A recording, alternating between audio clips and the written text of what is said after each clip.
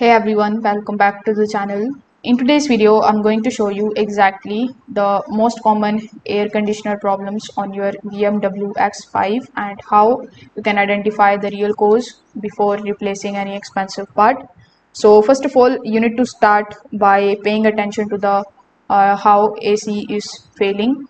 If the air is cold while driving but it becomes warm at traffic lights or idle, then just simply inspect the electric radiator fan.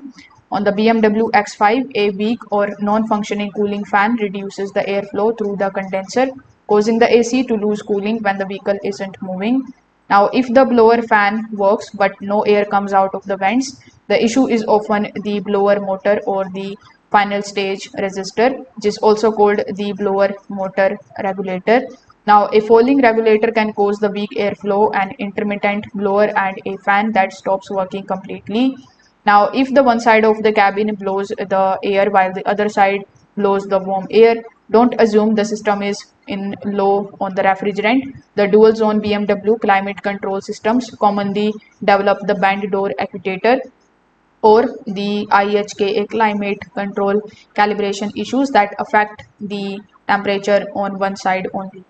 So if the AC gradually becomes weaker over several weeks, you can inspect the condenser for stone damage or oily residue around the front of the vehicle. So that's how you can troubleshoot the most common BMW X5 air conditioning problems.